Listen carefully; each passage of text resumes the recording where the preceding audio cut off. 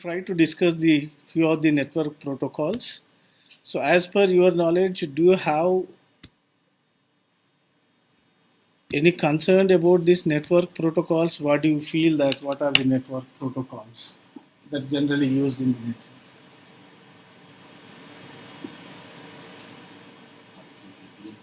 Mm-hmm. TCP is one bit. Any other idea?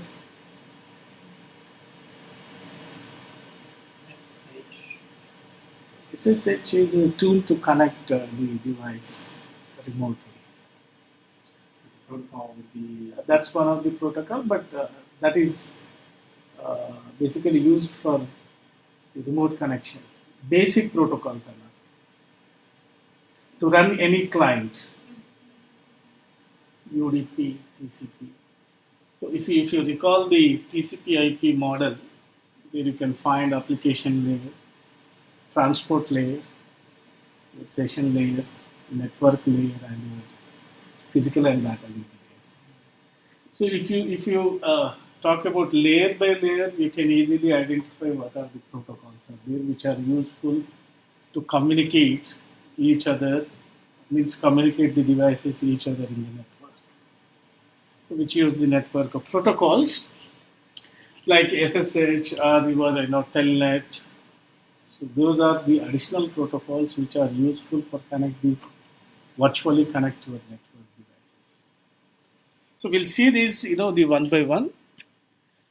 So in this network protocol today, we are trying to discuss about the how these protocols are enabled for the network operations of any devices which are connected with the internet or the network. So here we talk about the network communication process first. So in this network communication process, the basic operations of data network communication, how the data is transferred from one device to another device that we discussed. Then the communication protocols, which explains the different types of protocols at different layer of your TCP IP model. Like what are the different protocols of the application layer, what are different protocols at the network layer, transport layer, and your internet layer that we discussed. And finally, before sending any data through the network, what are the different steps takes place that we call the data encapsulation that allows data to be transported across the network. So this data encapsulation that we talk about the header fields of your data.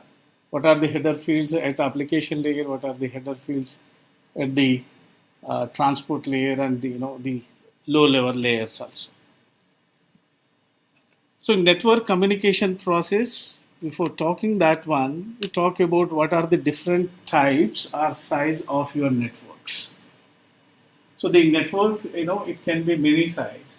The sizes varies depends upon the need of a user. So the network size, it may be a single device network.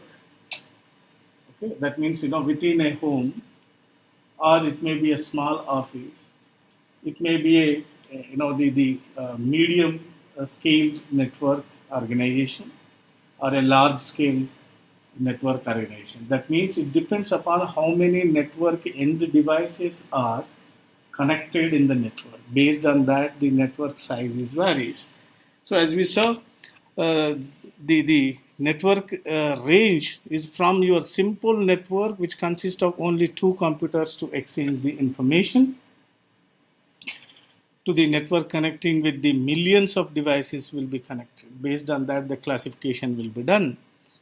So in this case, if you have a simple network and if that network is having the end devices, suppose, end devices means it may be your laptop, desktop, your mobile phones, your smartphones.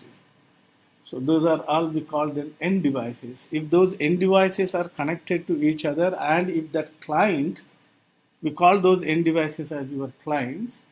If these clients are connected to each other, and sometimes those clients can work, act as a client, sometimes act as a server for single, small network.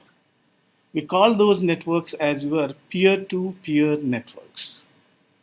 Peer-to-peer network. Okay.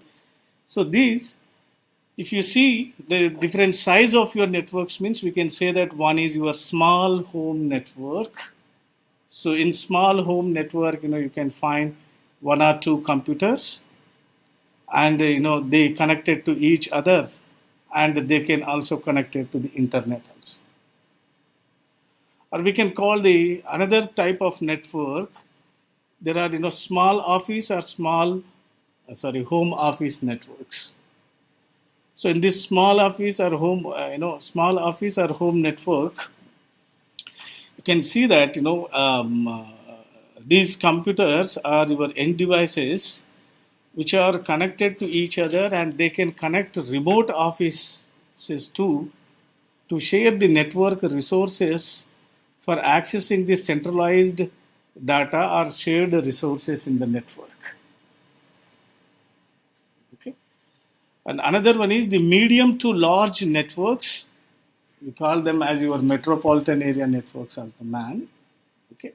So these are used by the corporations or any organizations or schools or universities, and can have many locations with hundreds or thousands of interconnected hosts. So they will have different branches. So they, in every branch, it may have thousands or hundreds of networks, and they end devices, and they connect to each other for sharing the network resources, and which are used for sharing the information. And another one is your wide area network, or we call the worldwide networks. So these worldwide networks, the metropolitan area networks are connected to each other, or we can call this as your network of network. We call the wide area network. So here the millions of computers which are connected worldwide, and they can share these resources, network resources, for exchanging the information. Okay. So these are the four different types of networks. One is like a small home, or your a small office or a home office, or your medium to large networks, and worldwide networks. So in these networks, how the communication takes place. Okay. Once networks are established, suppose physically, then how the actual communication takes place. The actual communication takes place in the form of your client-server communication. The client-server communication means client, one device send a request to another device in the network. So another device will respond for that request in terms of reply. So the requesting device we call as your client, and responding device we call as your server. If it is small home office, suppose, in that case, if two computers are connected, then from one computer, if you are trying to access the data from another computer, so the first computer become your client and second computer become your server. If it is the small home or your home office, suppose, okay, small office or your home office is there, suppose, in that case you will find one dedicated network resource device we call servers. Another the end devices maybe like your laptop, desktops, and this. So when they are connected to each other, what happens? All computers that are connected to the network that can participate directly in the network communication, which are classified as your hosts.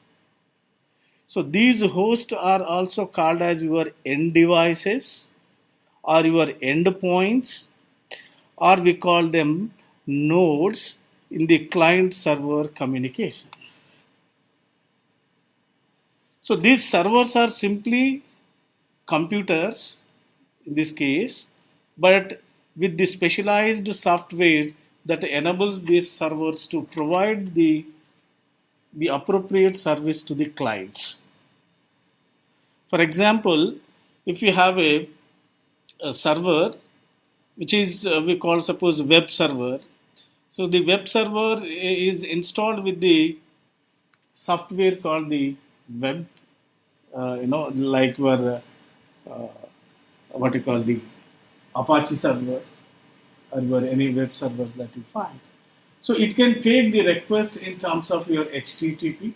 That means if any web page request comes from your client, those web pages will be processed by your web server and it's searched in the database.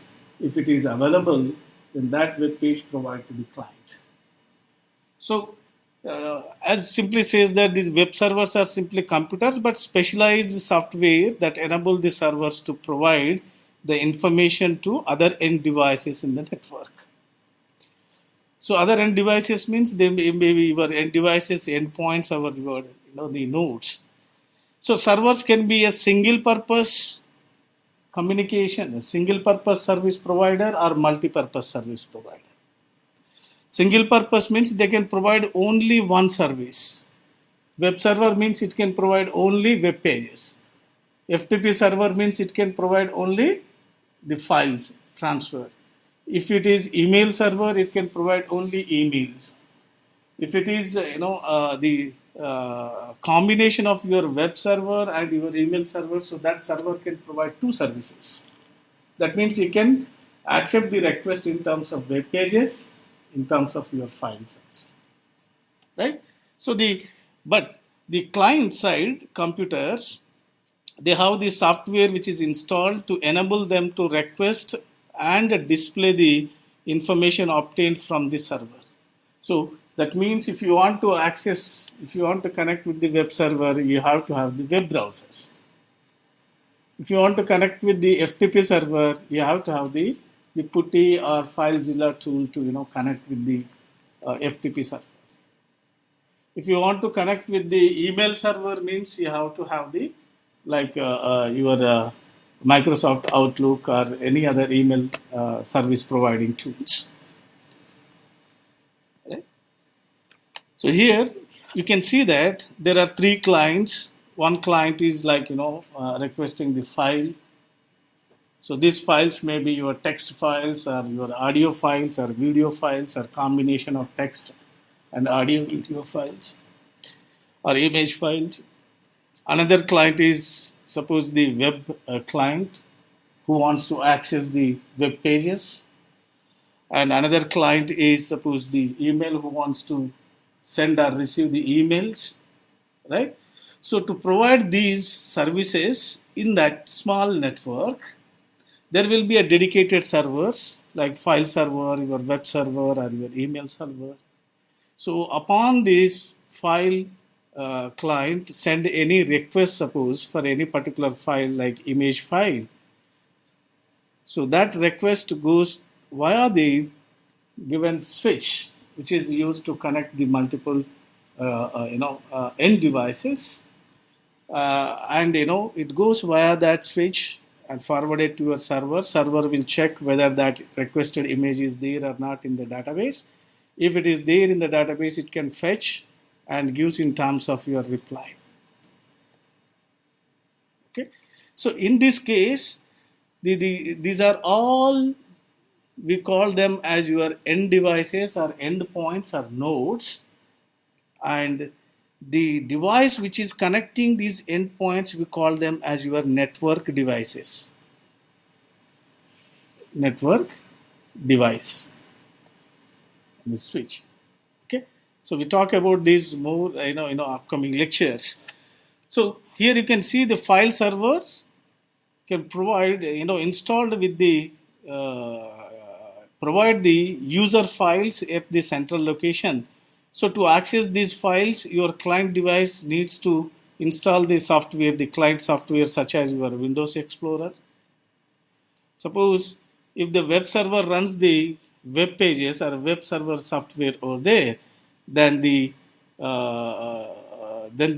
such Windows Internet Explorer or to access the web pages on the server, it uses the different kinds of browsers also.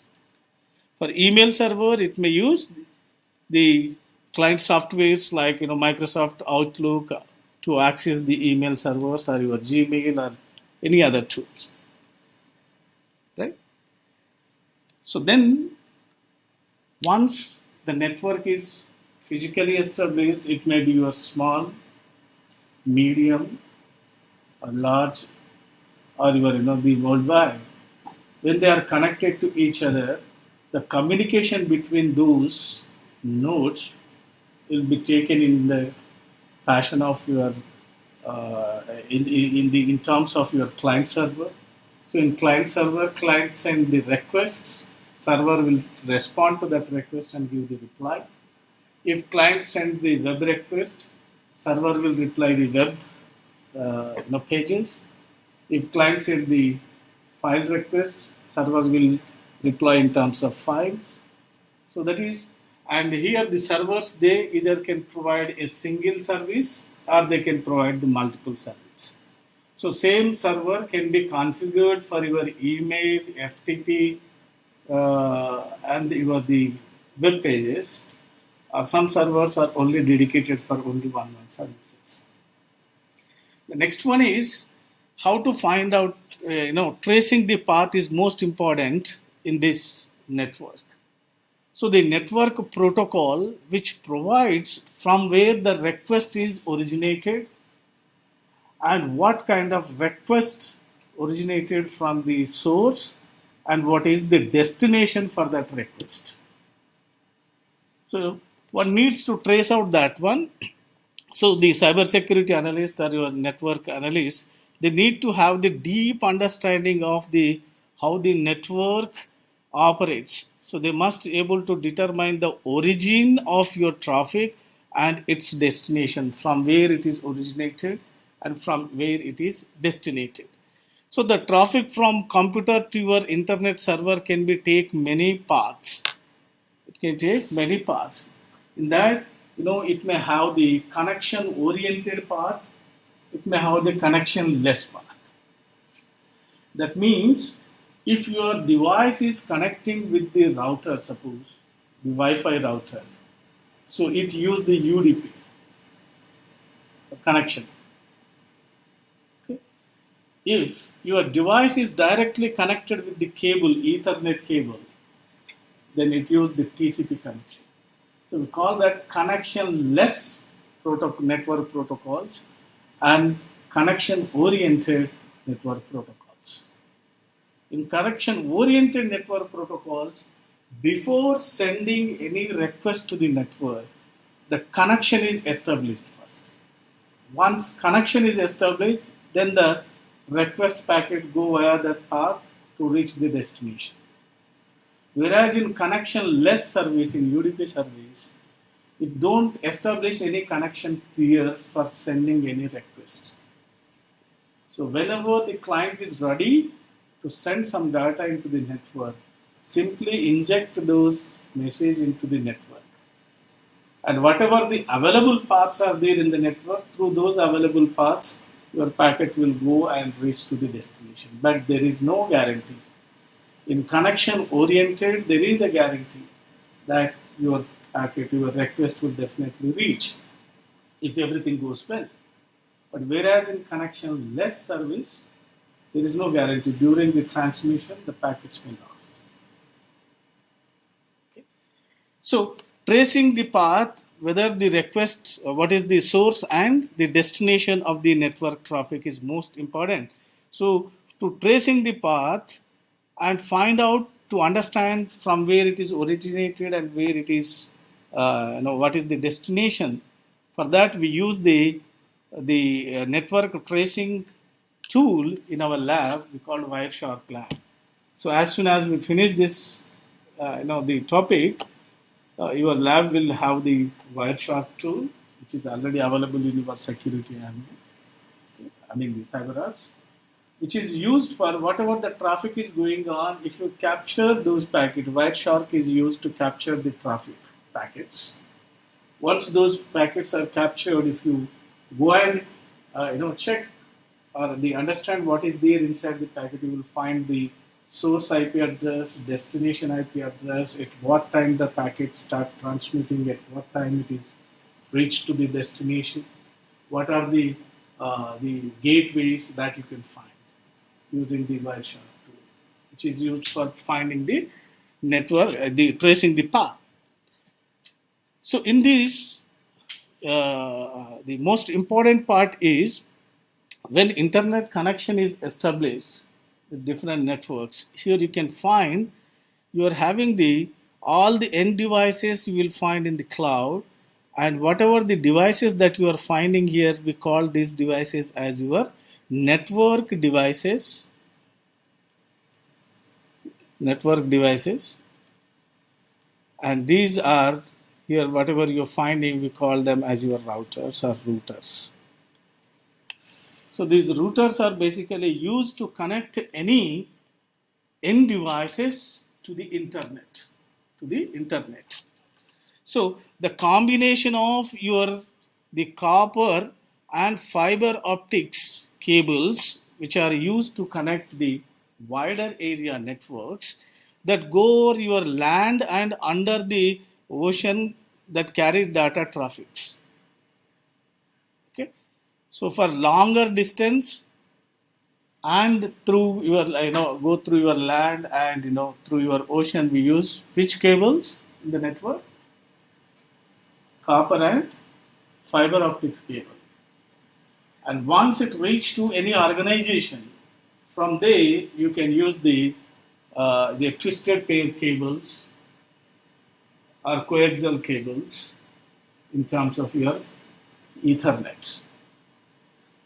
Okay, for longer distance, we use the copper cable and fiber optics cables to carry the data.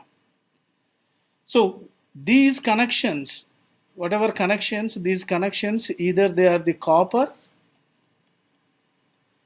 or they may be your the fiber optics cables. And within any small network, suppose if you are the home network, within that you may use the coaxial cable or twisted pair cables to connect the end devices from your router. So here simply you can understand when the network device router is connected with another router, the router is connected with another router, router is connected with another router. So they may use either fiber optics or your copper cables. Okay. The reason is these physical media or transmission media can capable of transferring a huge amount of data. They are having more bandwidth. So at a higher rate speed, they can transfer the data. So these cables, these connections connect the telecommunication facilities and the internet service providers that distributed throughout the world. So there are 6 regions are there throughout the world which are called your internet service provider. For every continent, one specified internet service provider zone is there for every continent. Okay, that means in that continent only the dedicated internet service provider will provide the IP address to the offices. So based on that IP address only your network devices can be identified in the network. So we call them as your internet service provider. So these, the global tier 1 and tier 2 internet service provider connect the portions of the internet together basically. So you can find the tier 1 and tier 2 internet service provider, tier 2 internet service provider and your the tier 1 networks. So they are basically used to connect the internet together. So usually through the internet exchange point, we call them. So one tier is connected to another tier through the internet exchange point. There the dedicated routers will be used to exchanging the data from one tier network to another tier network. So there the IP addresses will be changed. So the IP address of your one internet service provider is different than the IP address of another internet service provider is different. So the job of your interconnecting or inter-exchange point to translate the IP address of one ISP to another ISP. So the larger network that connects to your tier 2 networks through the point of presence. If any larger networks are there, those larger networks, they are connected with the special devices we call the point of presence. Point of presence. So, which is usually a location in a building where the physical connections to your ISPs are made. So, your tier 3 ISP connections are your homes, business, to your internet. So, once the internet is connected in this form, then the network protocols are need to identify from which ISP the message is originated and to which ISP the message is going. So it needs to be trace out that. So in this lab, you will use, in this network protocol tracing route, you will find that you will use the tracing utilities on our CyberOps to examine the internet pathway to the destination network. You will find that what is the source address, what is the destination address. Then you will verify the connectivity to website by using ping command. You will use the ping command, PING, and you will give the destination address that 192.168.some55.some15. So if you give that one, it will give you the result whether this destination is reachable or not from your device. That connection verifying. So then if it is successfully connected, you will find the time to live with some 32 seconds or some 40 seconds like that in terms of reply. So once you get the reply, that means your destination is reachable. That means the path is okay between source and the destination. And once it is found out, you will use the traceout utility on the Linux command line to check it out whether the source and destination connections are secure or not by using the same IP addresses. Or you can use some web-based traceout tools also, which are present, that will give you how to find the connectivity verification from source to the destination. Okay. So then, once the network is established and they are connected with the network devices using the cables. So the cable which are used in between your end device to your network device or your coaxial cables or twisted pair cables are used to connect your network device to network device. It may be your router to router or router to router. It uses, if the network is smaller, then to connect two different network devices, it uses the copper cable. If there is a longer distance, to connect a wide area network, you use the fiber optics. So here the thing is, what are the end devices? What are the network devices? End devices connected with the network device with two different cables. Network device to network device connection with two different cables. Once they are connected, then we need to verify whether they are reachable or not. That we call the trace out route. So how do we trace out? We simply try to ping the destination code, destination IP address. If it is reachable, it will give you the reply. So the time, the echo packet which you transmitted from your device to the destination and from destination to your device in terms of reply, we call that time to live, TTL. So you will find that in terms of TTL, the reply you find in terms of TTL. And it will give you how many packets sent from sender to the receiver, and how many packets are replied from receiver to your sender. Okay? That is the basic concept. Next one is communication protocols. Up to now we have seen the network protocols. Now what are the different types? So then we see the communication protocols. So what are these protocols? As you know, protocols are the predefined rules. Our protocols are known as small programs which are going to be executed for communication purpose. So these protocols are simply having the connection between the end devices is not enough to enable the communication. Okay, simply having the connection between, as we saw, if your desktop or laptop they are connected with your network device like switch or router with your twisted pair cable or your coaxial cable, that is not at all enough to exchange the information. So what it requires for communication to occur, devices must know how to communicate each other. So that is, communication is governed by the rule called the protocols, predefined programs or predefined rules.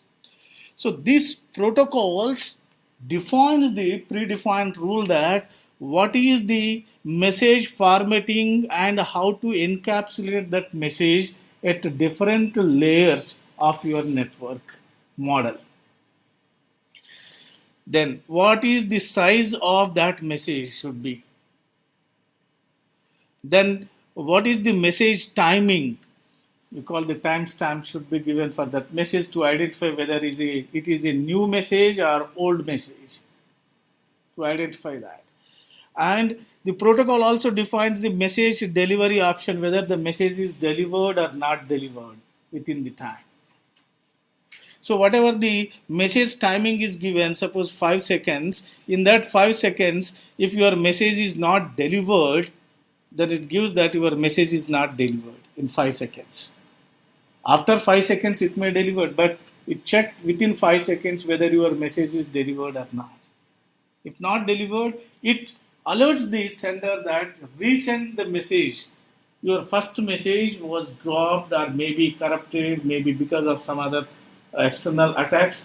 It is not, it was not reached to the destination. So resend it. So when it gives alert to the sender, the same packet may be resent. If it is delivered within 5 seconds, it says the first packet, first message is delivered. So you send the next message, next new message. So that will be defined by your protocol. And then finally, it can encode, the message encoding will be done in the form of, because your network devices, they can understand only zeros and ones. So whatever message that you are having, that must be converted in the form of zeros and ones. So that by using electrical signal, use the devices, you might have heard about NIC, network interface card, which converts the analog signal into your digital signal and digital signal into your analog signal. And that format we call the message encoding pass. So these protocols are specific to the type of your communication and methods occurring. And this network protocol specifies many features in the network communication. We'll see these features one by one. So these network protocols, they provide the means of computers to communicate on the network. That means it is a predefined rule. According to that rule, if you follow the same syntax and semantic and write your the message, that will reach from your source to your destination without any errors. So these network protocols dictate the message encoding, then formatting that message, encapsulating that message, its size, timing, and its delivery options. So network protocol, they also defines the common format and set of rules for exchanging the message between the devices. Which devices? Between your end-to-end device or end-to-network device, or a network to end device or network to network device. That specifies. Okay. So some common network protocols, which are called the HTTP protocol for communication purpose. This is hypertext transfer protocol, and transmission control protocol, that is connection oriented to establish a connection between two network devices. And internet protocol, IP address is most important to identify the end devices or your network devices in the network. So this IP in this course, which refers to your Internet Protocol version 4 and Internet Protocol version 6. So IPv6 is the most recent version of your IP because the IPv4 addresses are exhausted. So that's why from your 32-bit of your IP address, it is going to 128-bit IP. Okay. So the first thing, the message structure. The network protocol, the first thing, the protocol defines predefined rule, right? The message structure. So the message structure that specifies how the message is formatted or structured. So any message that is used in the network for communication purpose, it is having two fields. First field is it is having the IP address field. Another field is the actual data field. Okay, that means if he is the sender and receiver is the server, suppose it should knows that what is the IP address of your sender. Suppose the IP address of sender is 192.168.5.15 and the receiver address is suppose 172.15.16.3. Then in the IP address field, to make that message structure, they must have the IP source address and the destination address. And once IP source and destination address is known, then it knows that from where the message is originated and to which location the message is going. And after that, you can write the data inside the message. So in this message structure, if you see here, I will send this message across the network using IPv4 header. So what is IPv4 header? 192.168.1. Suppose some 15, whatever, that IP address. And destination is 172.15.16.3. Then when that message going through these network devices, I can forward this message because I understand the IP address header. So what it says, it checks upon receiving any packet which is having this IP address and IP address, then your router will check whether these source and destination IP address will be decapsulated and check whether that IP address belongs to this router or not. If it is not belongs to that router, it can simply forward that packet to the rest of the network hops, rest of the network nodes. And every node or every network device in this network, they can check the destination IP address. If it is matching, they can decapsulate it and check what is there in the data.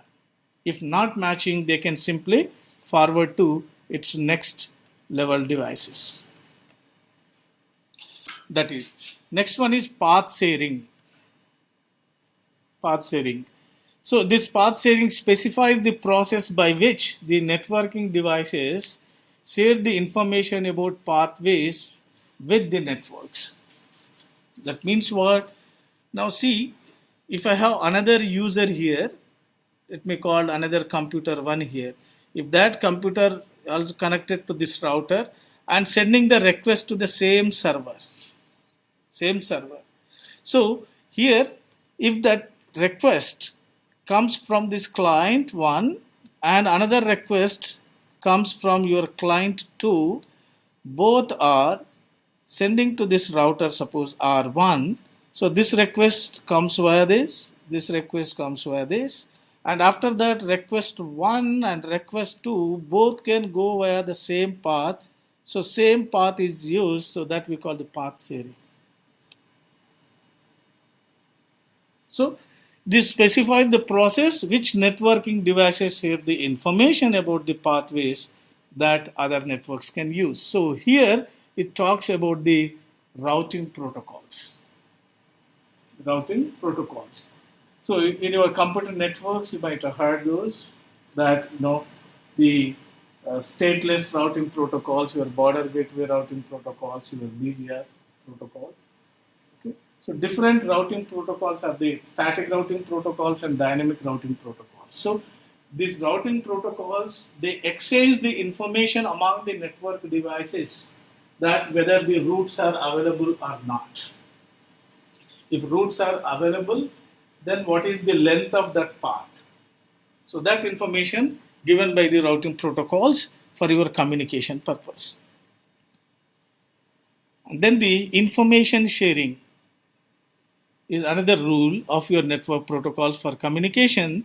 That is information sharing that specifies how and when error and the system messages are passed between the devices. So if you see here, if a message is going through the network, so let's all agree the error message will have a unique ID. So how it is unique ID? That means suppose if any connection between one router to another router is disconnected, so that connection information means that path is not there. And it shares that information with all other routers that this path is not exist. So if in static routing protocols, if any network devices or end devices, they are trying to send the packets through this route, it alerts those routers that you change your path because that path is no more exist. So for every the disconnection of that path, that must be informed to all other network. That is information sharing. First is path sharing information. Another one is your information sharing for disconnected paths. Then the session management. The session management that manages the setup and the termination of your transfer sessions. So it's all about your TCP protocols or your UDP protocols, transmission control protocols, and your user datagram protocols. So it mentions that how much session is going on. Okay, because why this session management is required means there are certain the malicious nodes or attackers, they try to establish a connection with the server and maintain that connection for a longer time without doing any communication. Only connection is established, but there is no actual traffic between your server and the client. The client who acts as an attacker or malicious node, they just want to establish a connection and make that connection busy for others. So what happens? Other users who need to connect with the server, they are unable to establish the connection because that path is busy. That path is busy. So it gives a service of your attack we call the denial of service attack. So to avoid such kind of denial of service attack, session management should be there. For every user, a time period is given, suppose 1 hour maximum. Within 1 hour, after 1 hour, the connection will be disconnected and re-establish the connection if required. So that is the another useful way of this session management. And the overall communication process of your protocols, you can see here, the TCP/IP is the protocol suite which is used by your internet and the networks of today's we use. So what are those? you are having the application layer, your transport layer, internet layer, and network access layers. So for communication purpose, the communication purpose protocols, the TCP has two important aspects for vendors and manufacturers. One, open standard protocol suite, and another one is standard based protocol suite. So this open standard protocol suite means it is freely available to the public and can be used by the vendors on their hardware or in their software. But whereas the standard based protocols means they are the endorsed by the networking industry and provided by standard organizations. So the basic TCP IP suite is consist of your application protocol, transport layer protocol, your internet protocol, and your network access layer protocol.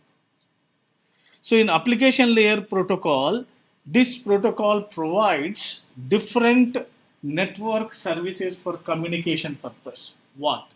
One is the name system application.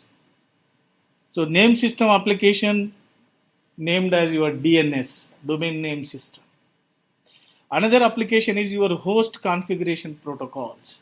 In the host configuration protocol, you can configure your device in the network in a static way or dynamic way.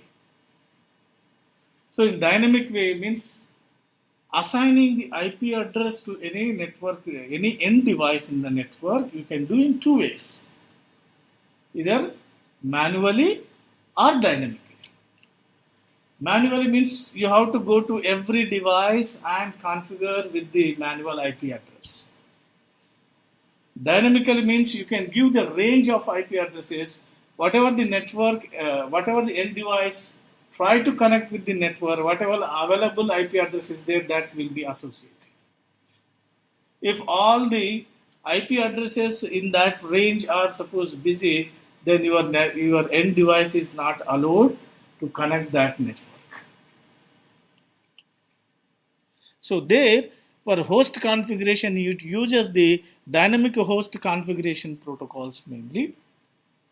That is having the virtual, the what you call the version of your 4, 6, and you are having the standard, the assignment of your IP addresses are there. And another services, email service, your file transfer service, your web-based services. So for email service, you have the special protocols for communication, SMTP, short message transfer protocol. You are having the POP, version 3 protocols. You are having the IMAP. We'll talk about these protocols one by one. Then for file transfer, you are having the FTP, SFTP, TFTP. For web-based one, you are having HTTP, HTTPS, and REST protocols. And comes to your connection establishment purpose, there are two. One is TCP, another one is your UDP for connection establishment. And then for your network layer purpose means to find a route path from your source to destination. You are having the IP, that is Internet Protocol version 4 and version 6. And when it is connected with the different networks, ISP, one to your ISP2, Internet Service Provider, one to Internet Service Provider 2, it requires a network address translator. And this network address translator also used to convert your private IP address into public IP address and public IP address into your private IP addresses. And then for messaging purpose, it used the Internet Control Message Protocol version 4 ICMP. And you are having the ICMP version 6 for your, if it is using the IP addresses of your IPv6. For IPv4, it used the ICMP 4. For IPv6, it used the ICMP 6. And it used the ICMP 6 ND for the, like it acts like your network address translation. And for routing protocols, it uses the open shortest path first, OSPF protocol, and you use the the extended the integrated the global routing protocol and your border gateway routing protocols. So these are for your path information, and they used for your uh, path tracing and the path information exchange for the error messages. And for network access layer, it uses the address resolution or data link layer protocols. So address resolution, you might have heard about the every device, every electronic device, they are having the physical address. We call that physical address as your MAC address. Physical address as MAC address. These MAC addresses are unique. So these MAC addresses are used to identify within the LAN if they want to exchange the information. Without IP address, using MAC address, they can exchange the information. But if it is connected, if your device connected to internet, it requires IP address. If your device connected in a small home with only 2 computers, they can communicate each other using MAC address, physical address. Right? So for that, the address resolution, when your device is connected to internet, it requires a address resolution protocol to identify, to make the association between your IP address and that device physical address. So using physical address, how to identify, how to find a IP address of your destination, that will be done by your address resolution protocol. And the Ethernets are used to connect your devices, as we said, and in your the wireless LANs are used like the 802.11a 2.11g will be used for connecting the wireless connection between your end device to your network devices. So as we said, in the application layer, you are having the name system, we call the domain name system. So this domain name system, we see, instead of writing the IP address, we simply write that your google.com, or we can write this utsa.edu. They are separately having their own IP addresses. It may be 202 point some 16 point 15 point some one. But instead of remembering that, you can just use the domain name system.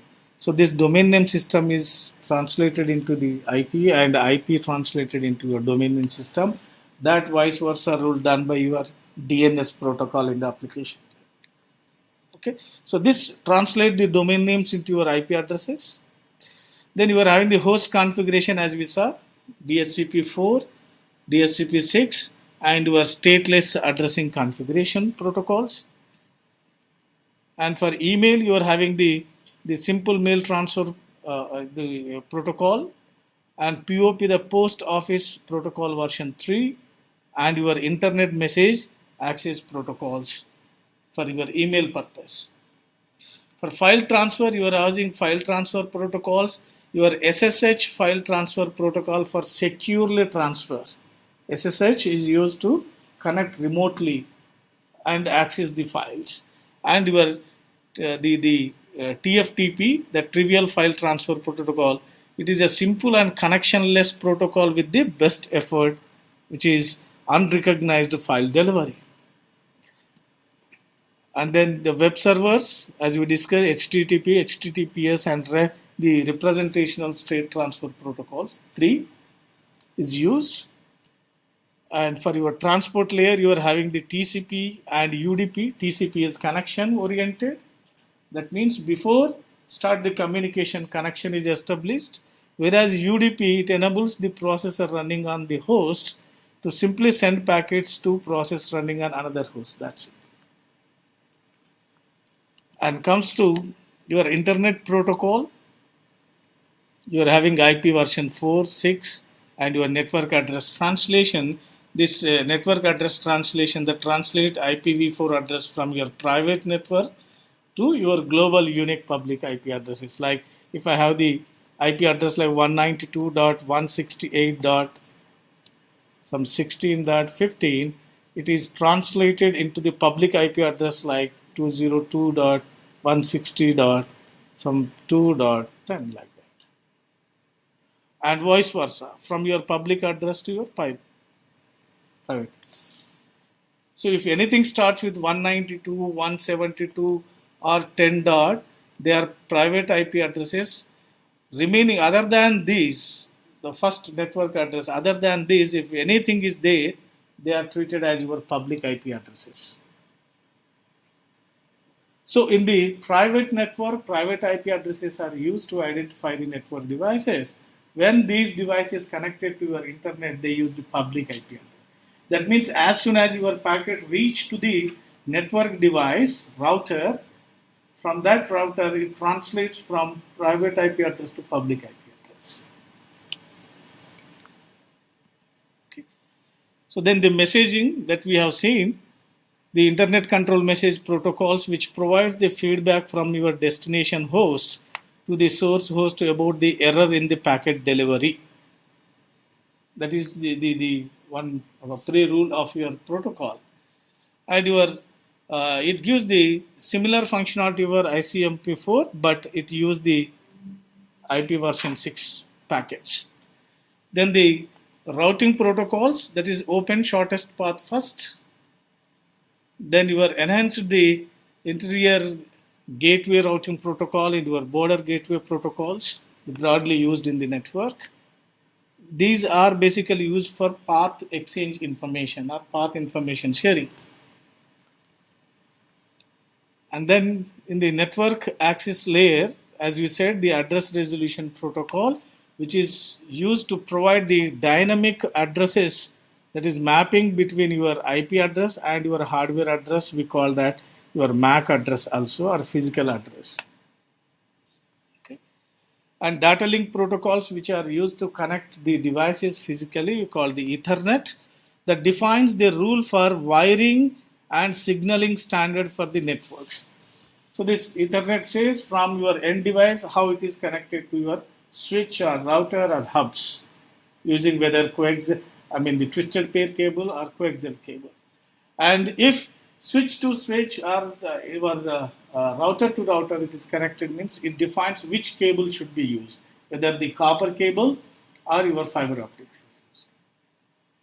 And VLAN, that is wireless local area network, that defines the rule for wireless signaling by following, what is the signal range, whether it is 2.4 gigahertz and the 5 gigahertz radio frequencies to transmit the data in terms of wireless signals, radio signals. Right? So comes to the message formatting and encapsulation.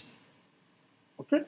So I would like to pause here and I'll ask you, what are the different network communication protocols means? You just remember there are 4 layers are there in TCP/IP. One is application, another one is transport, and another one is your the internet protocol and your network access. In application, it provides the application for communication services. 1, domain name services, name, host configuration, file transfer, correct, and your web service, web communication. You are having HTTP, HTTPS, and those things. Correct? File transfer, you are using the FTP, SFTP, TFTP. For DNS, you are having for domain name translation, you are having DNS. For host configuration, you will use the dynamic host configuration version 4, 6, and you are the stateless the configuration protocols. Then when it comes to the transport layer, you have only 2 communication protocols, TCP and UDP. TCP is connection oriented, UDP is connectionless. When it comes to the internet protocols, it finds the path from source to destination. So it uses the IP addresses, version 4, version 6. So these IP addresses, the private networks use private IP addresses, public networks use public IP addresses. So to identify which private IP address is connected with which public IP address, it requires a device we call NAT, Network Address Translator.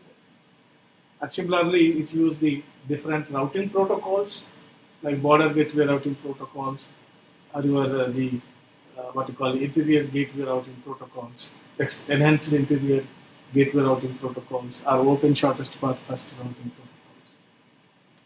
So these are different protocols, communication protocols which are used. So then comes to your message formatting and the encapsulation. So in message formatting means, as we saw, the message should be formatted and encapsulated. The message is divided into two fields. One is IP field, another one is your data field. So encapsulating means, as we said, application layer, transport layer, your internet layer, your network layer. Okay. So every layer is having its own header field. So that header field will be added to this particular net, the message. We call them that operation as your encapsulation. Encapsulation. So first it starts with the application layer. So the application layer header will be there, then transport layer header will be there, then the internet layer header will be there. So that process you call the encapsulation for the message. So when a message is sent from your source to destination, it must use a specific format or structure for this. So we have the message. So we have IP address and data. At application layer, it add the application layer header. When it goes to next layer, your next layer, you have the data field, your IP address field, you are having the application layer header, and it goes to transport layer, so transport layer header will be there. So message format that depends on type of message and the channel that is used to deliver the messages. So what are those? You can see here, if you have this message, when this message go through a different layers, then every layer source address, their header file will be used here. What is there? When this message is there, in that message, something is written in that message. But in the header field, what it do? The recipient destination local address. Destination address should be there. Sender address should be there, to and from. That we find sender and your receiver. So inside that, the message is there. What is inside this envelope? You are having a message. But outside, it is sender and receiver must be there. Then the solution for the start message indicator, your recipient to understand means the message starts at which line, whether here, it should represent. Okay, and the end message delimiter. So this is the message formatting and its encapsulation. But in network, how it finds? If it is a 32-byte internet protocol, suppose IPv4, then it uses this version that there will be 4 bytes. 4 bytes will be there. Every byte use 8 bits. So total it gives the 32-bit. Okay. So in 32-bit, few bits are used for version, which protocol version you are using. This gives the version of your protocol. And then you are having the traffic class, which traffic class it is. So if you have the knowledge of your IP addresses, you can find the class A, class B, class C, class D, class E IP addresses. So it specifies the traffic class. Then flow level and payload length, your next header. But what we are interested here, for every message there will be a source IP address and the destination IP address. For any message, it requires first and foremost source and destination IP address. So these internet protocols with these similar functions that envelop these, so they provide the source and destination IP addresses. And then the message size. So what is the size of the message? So this message size depends how many bytes. So the message size is 40 bytes in the message. Total 40 bytes in size. Okay. And then the network, that encoding between the host must be in the appropriate format for the medium. That means what? messages sent across the network are first converted into bits by sending the host. So to convert this in bits, in the form of bits, you might have heard about in the network that you're having frames, packets.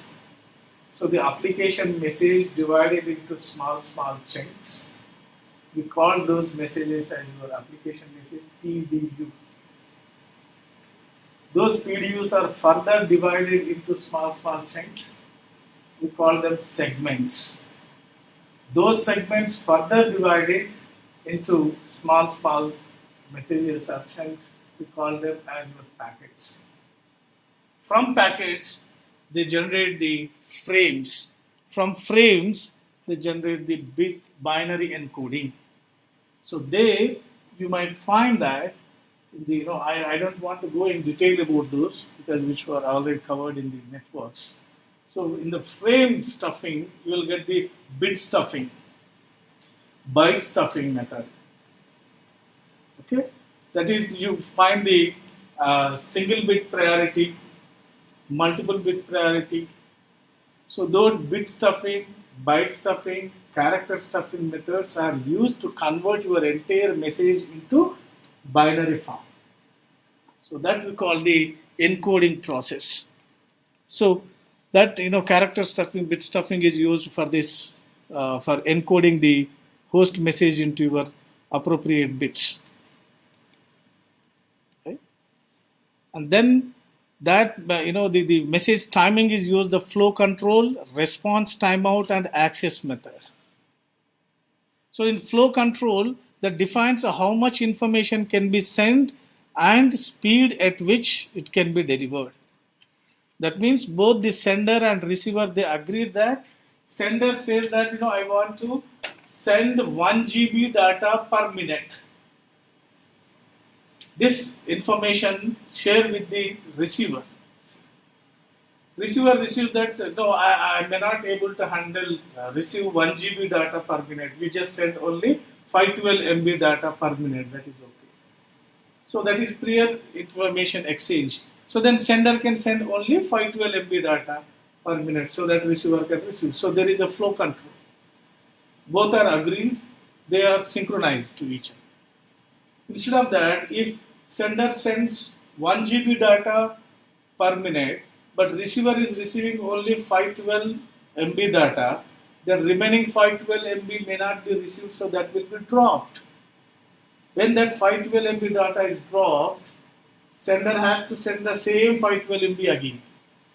So retransmission is taken.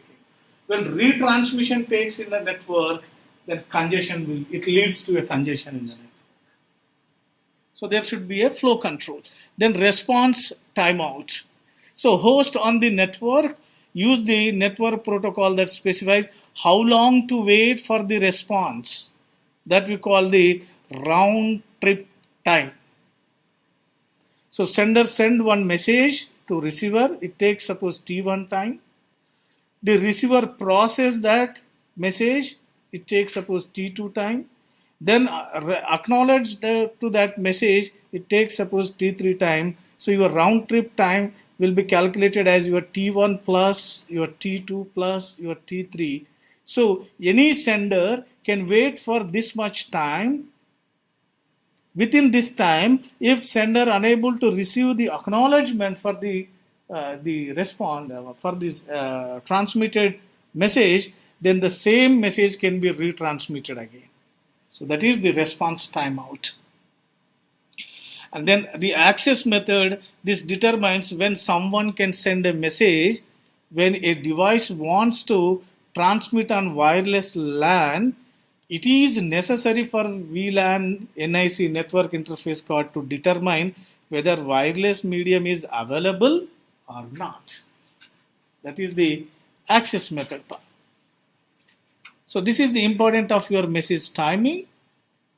And then based on this, the communication is having three different, the way of communication. One is unicast, broadcast, and multicast. In unicast means one sender can send to only one user, one to one.